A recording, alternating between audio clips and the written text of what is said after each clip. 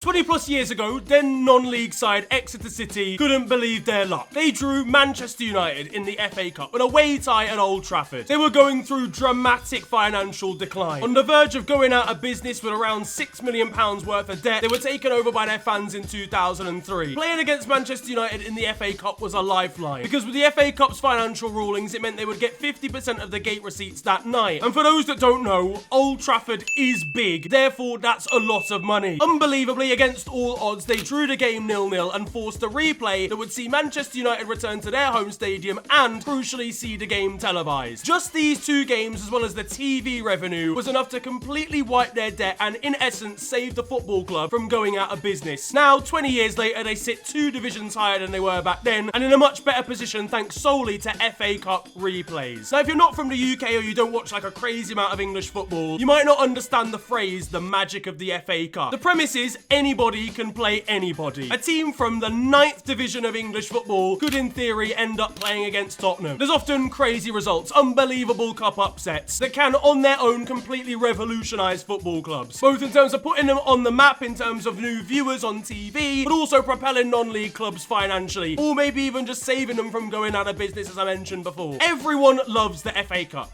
Well, except for the FA. You see, over the years, it feels like the FA have been sabotaging the tournament. They moved semi-final fixtures to Wembley. Increasingly, a lot of the FA Cup ties you see on the TV are just reruns of normal Premier League fixtures, rather than those lower league upset stories. But none feel more detrimental than what has happened this week, and that is the abolishing of FA Cup replays. What if I missed a goal first time around? I like seeing the replays. Jimmy, you're a fucking idiot. Now, if you draw in normal time, it's going to extra time. And I'm here to tell you why that decision is a cowardly one and how it has the potential to kill football clubs. Hello, I'm Niren. Now, if you don't know me, first of all, just get me like little red button down there, subscribe in it, like the video as well. Would really appreciate it. Very much helps me out. I know you haven't done it in the back there. I can see you. But if you don't know me, I am a Liverpool fan, all right? Yeah, it's been a tough week. That was shit.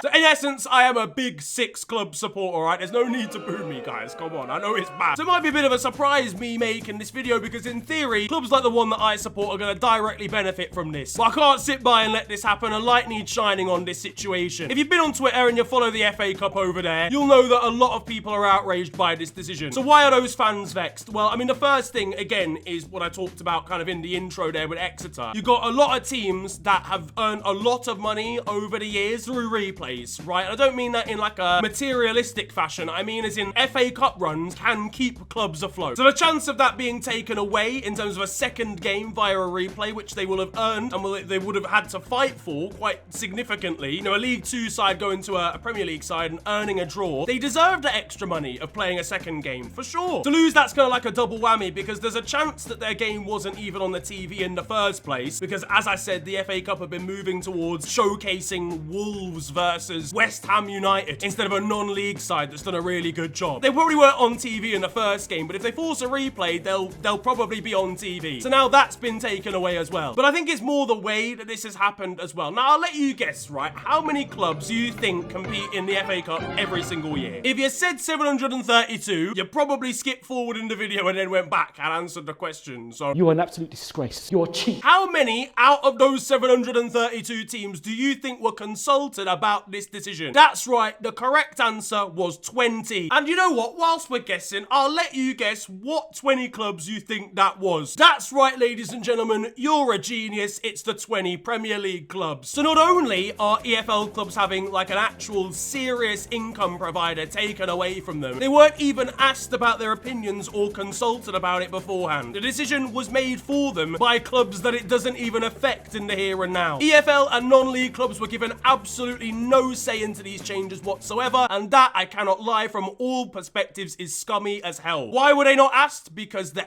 FA knew that they would say no. This decision was solely made in order to benefit the bigger clubs and the biggest clubs. And you might be confused as to why I'm saying that this only appeases the bigger clubs in the country. Well, the reason is They literally asked for it. Pep Guardiola, Jurgen Klopp, and multiple other big Premier League managers have been asking for this change for a long time. And that's because they think their players are playing too much football. They're involved in too many games. They're maybe international stars who play for their country in international breaks. They play in the Champions League, Europa League, or Conference League. They, of course, play 38 Premier League games a season. Those bosses, Pep Guardiola, Jurgen Klopp, etc., they don't want their players to be getting even more tired playing in a replay against Shrewsbury Town. And that, I guess, is the reason the FA have given. I don't know if they've actually specifically said, but all managers in tandem, when asked about it in press conferences since the decision, have all said the same thing. So I'm going to assume that's the reason why. If you haven't guessed already, this video is a bit more of like a rant than like the usual cohesive edited style stuff that I do, because I think it's just a topic that needs to be talked about. And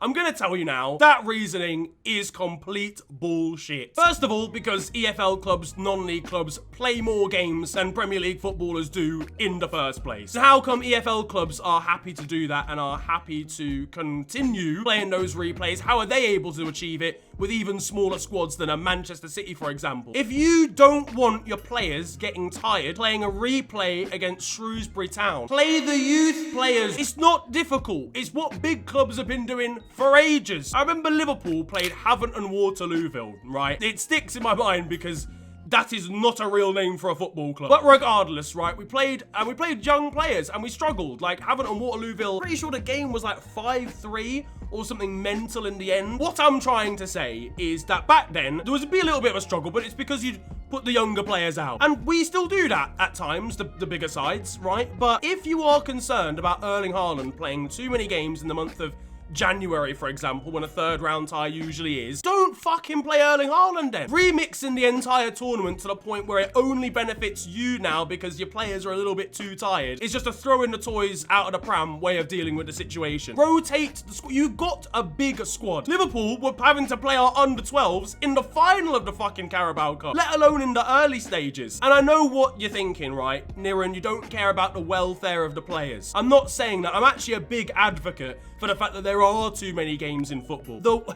I think what I'm trying to say is the one thing that I don't feel like should contribute to that is FA Cup replays. As Manchester City or as Newcastle or as Liverpool, do not complain, right, about an FA Cup replay against a side in the 6th tier of English football, or even a championship side, for fuck's sake, that you should be beating with 5 or 6 non-regulars in the starting 11. Don't complain about that game tiring out your players when you're playing an extra few games in the Champions League every year, when there's ever more international tournaments, when you're flying your own players to Australia for pre-season tournaments, playing about 4 games in the space of 4 days. I don't want to hear it. I don't want to hear it. And the sides are big enough to be able to deal with the rotation. Pep Guardiola's interview, I think, was honestly the worst of everybody. And I know it sounds like I'm targeting him. Jurgen Klopp is a big instigator in all of this, by the way. But to paraphrase Pep Guardiola's interview, it was basically just like, yeah, man, we don't care, G. He called it a big blow for lower league sides, but acknowledged that it had to happen anyway. So in essence, you are saying that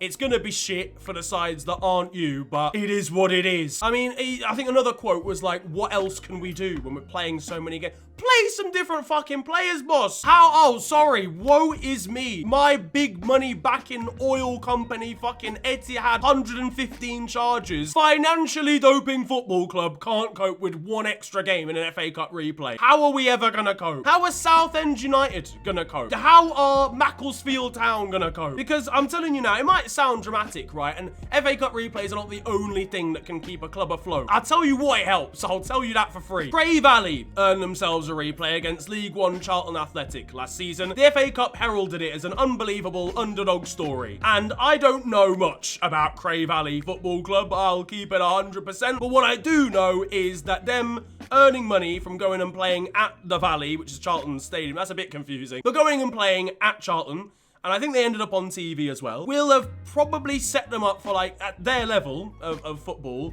like the next 4 or so years. I hate how blasé people like Mikel Arteta and Pep Guardiola and Thomas Frank, brother, you're managing Brentford. Brentford were in like League One about 9 years ago. It all seems very pathetic and all seems like a lot of people trying to really cover up the real reason as to why this is happening. Imagine being Jadon Dance thinking you're getting an extra run out in a cup replay, but you can't because Pep Guardiola was unhappy that Phil Foden had cramp in his calf. Again, I understand the welfare of players needs to be protected even more, but half of these big name players aren't even playing in early FA Cup replays, all right? Replays are purely beneficial for the lower league sides, and that is the reason it's been scrapped. It offers absolutely nothing to Manchester City. They don't need the money, they don't need the extra television revenue, they don't need to get their brand out there, all right? All it's doing is making their players a tiny bit tired if they are stupid enough to play their starting 11. If these big clubs, mine included, really want to tackle the issue of fatigue in footballers and them playing far too many games, which is absolutely, as I said, an issue. Pedri at the age of 18 should not be playing 70 football matches in a season. That is mental. Things like the expanding of the Club World Cup again. Things like the expanding of the Champions League again. Things like the expanding of the World Cup and the Euros again. Taking their players on global tours before the season has even started in July. Nations League matches being added to the international schedule. Even like in games, the fact that we're getting stupid amounts of extra time now. Just seeing players playing more like 108 minutes of football rather than like the original 97 from like 3 years ago. Things like that are what they should be protesting against. But they're not going to do that because playing more Champions League games earns them more money. I, as I'm sure a lot of English football fans, love and cherish the FA Cup, and it feels like it's having the soul and life kind of sucked out of it. And I think that's a tragic loss, really, for English football. But let me know what you think down in the comment section below. Let me know who you support and how this is going to affect your club potentially as well. You can also follow me on social media. It is at officialfng on Twitter and on Insta. It's been a pleasure ranting at you guys today. Have a wonderful day. Enjoy yourselves, and goodbye.